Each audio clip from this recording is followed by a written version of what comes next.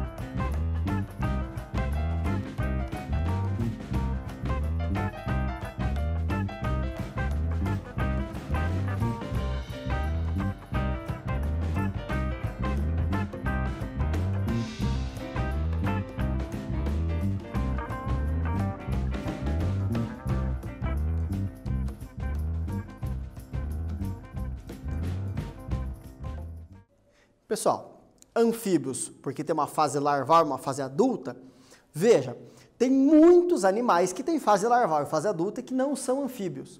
Os anfíbios têm esse nome porque a fase larval, ela é herbívora, respira por brânquias e é aquática.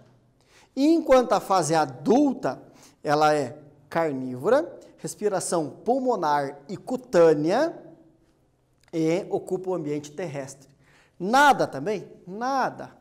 preda dentro da água? Sim, mas predominantemente terrestre. Entenderam? Correta a letra B. Seguindo a nossa aula, olha só.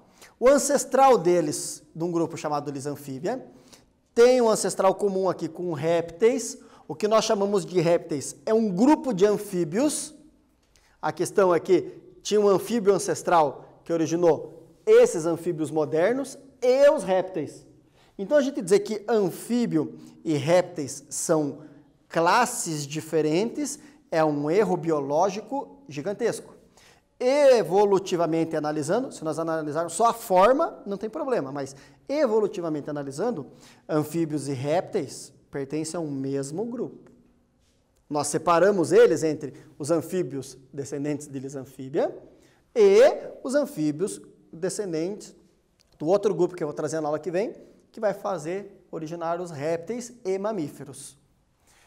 Meus caros, esse grupo Lisanfíbia se divide em três: Gimenofiona, ou ápoda, sem pernas, Urodela, cauda longa, e Anura, sem cauda. Então, Urodela significa cauda longa.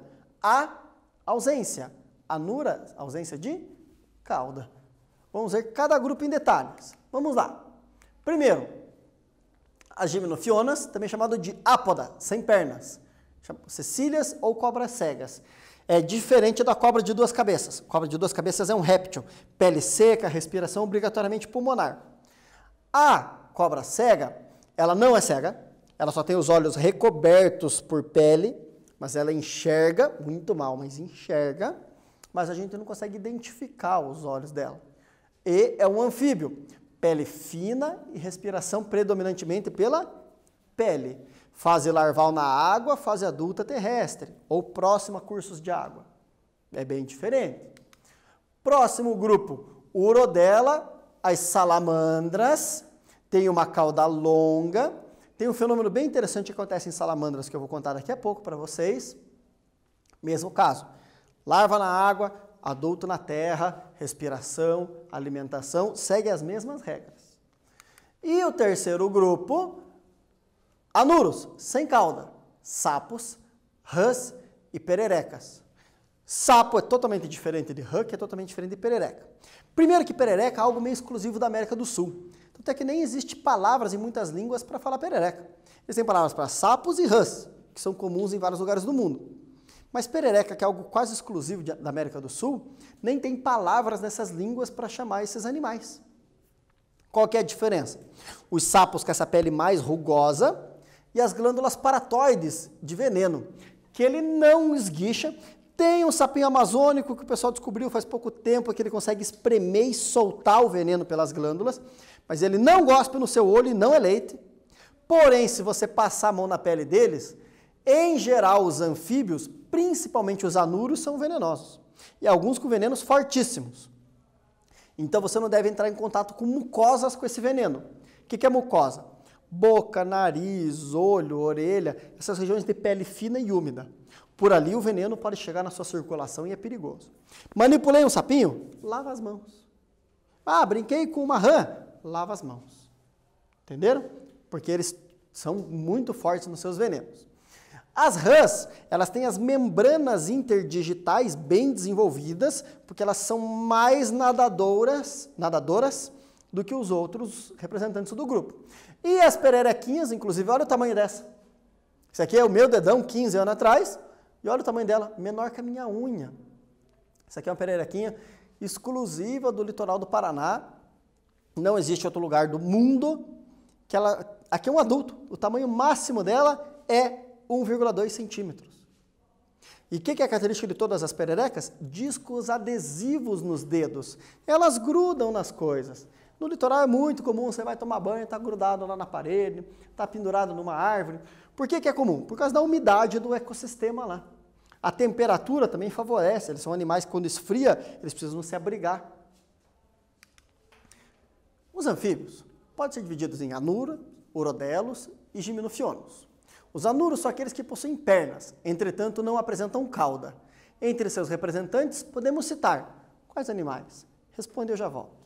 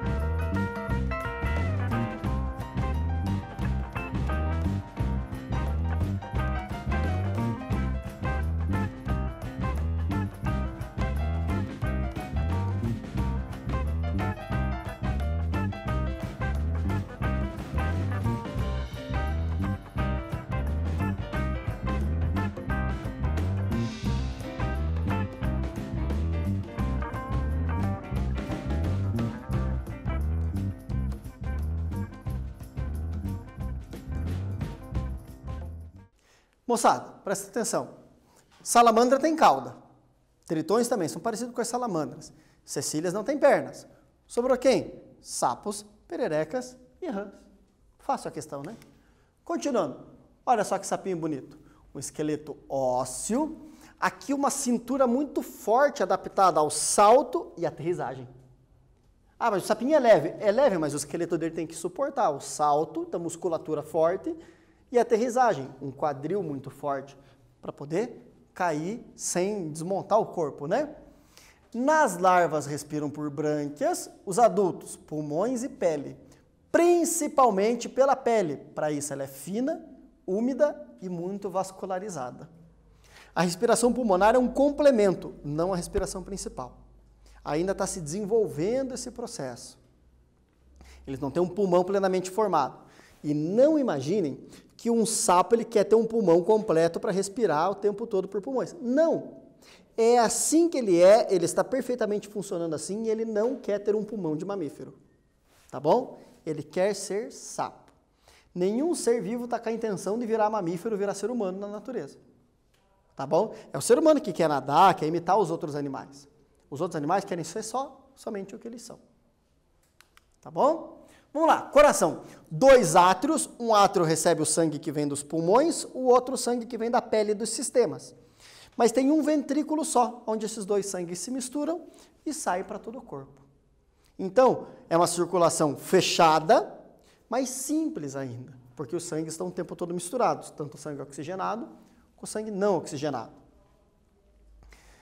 Pequena circulação, coração, pulmões, grande circulação, pulmão, corpo, mistura de sangues que eu comentei para vocês. Olá, para vocês terem ideia como é esse sistema circulatório, né? A entrada nos 2 átrios e a saída por um único ventrículo. Quer saber um pouco mais de anfíbios? Assista esse belo vídeo aqui. Garanto para vocês que o vídeo é muito bom. O título dele é Anfíbios. Então, se você só digitar anfíbios no YouTube, tem muito vídeo. Então, se você não pode agora com o seu celular capturar esse código QR para assistir esse vídeo, muito bem feito, com uma qualidade incrível, acreditem em mim. Eu estou falando para vocês, vale a pena. Acessa pelo link. Assiste depois. Professora, não tem nenhuma das 2 ferramentas. Anota para quando retornar às aulas presenciais, você acessar na sua escola e assistir esse vídeo. Traz muita informação sobre eles, anfíbios com o seu corpo, detalhando toda a anatomia, a ecologia, eles como predadores de filhotes de roedores, como predadores de filhotes de insetos, controlando o ambiente, mostrando que a maneira que organizamos as cidades, com casas com muros, é um grande problema para ele, gente. Anfíbio não pula muro. Se você tem muro em tudo, como é que ele vai entrar no seu quintal, predar os pernilongos e voltar para onde ele tem água, para onde ele reproduz? Os cursos de águas tudo poluídos, destruídos e canalizados. Como é que o anfíbio vai morar ali? Como é que o anfíbio vai entrar na água, reproduzir, sair, vai lá no seu quintal, comer todos os pernilongos? É claro, resultado disso, epidemias de doenças transmitidas por insetos. O controlador das populações de insetos não consegue mais ter a vida que ele tinha. O simples fato de não ter um tijolo numa parte do seu muro embaixo entre a sua casa e a do vizinho, já permitiria a passagem do anfíbio de um terreno para o outro, chegar até os cursos d'água, já ajudaria a controlar muita epidemia. Isso demoraria um certo tempo até essas populações se recomporem, mas lembre-se o seguinte, a única cultura que odeia sapos é a cultura europeia. Todas as culturas indígenas da América do Sul não odiavam sapos, usavam eles em rituais religiosos, inclusive, os anfíbios. Tem religiões africanas com deuses com formato de sapos, religiões do sul da Ásia também. Então, essa ideia de que sapos, essa questão de horror, ódio aos sapos, é absurda, gente. Reveja os seus conceitos. Eles precisam ser diferentes. Esse preconceito com o animal que controla boa parte do que nos traz doenças, inclusive populações de ratos, olha só, o preconceito com ele nos levou ao quê? Peste bubônica, epidemias de doenças transmitidas por mosquitos. Então, poxa, vamos ser inteligentes, né? Vamos preservar a espécie que deve ser preservada e vamos olhar com atenção para a espécie que não é tão legal assim para o ser humano. Inteligência, né, gente? Seguindo em frente. Anfíbios adultos, apesar de viver no ambiente terrestre, devem sempre se manter próximos a locais úmidos. Por quê? Você vai anotar, vai responder, eu já corrijo.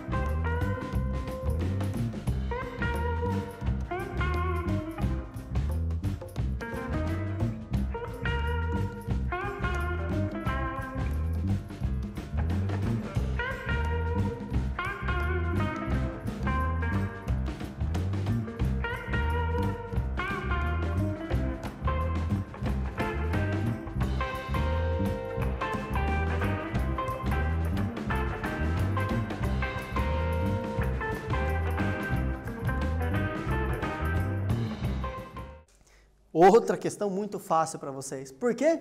Pele sensível e sem estruturas que evitam a perda de água.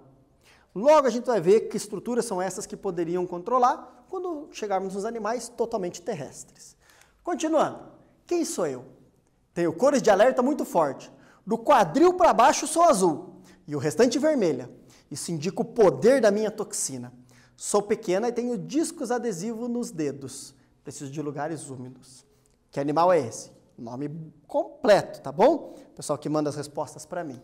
Meus caros, primeiros animais com 4 pernas. Essa metamorfose, essa fase aquática de um jeito, transformando-se numa fase adulta de outro jeito, que o criador do Pokémon não incluiu na lista de metamorfoses, né? Ele deu mais atenção para insetos do que para quem faz uma metamorfose tão bonita como a dos anfíbios. Essa respiração dupla, pele, pulmões, isso é importante de lembrar.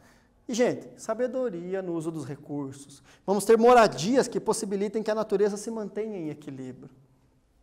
Tome água, se alimente bem, faça atividade em casa, leia, escreva, desenhe. Plante, cozinhe e limpe. Converse com quem está ao seu lado. Tenha uma rotina. Assim o seu isolamento será mais saudável. Obrigado por acompanhar essa aula falando da vida dupla dos anfíbios. Eu aguardo vocês para completar esse tema na próxima aula.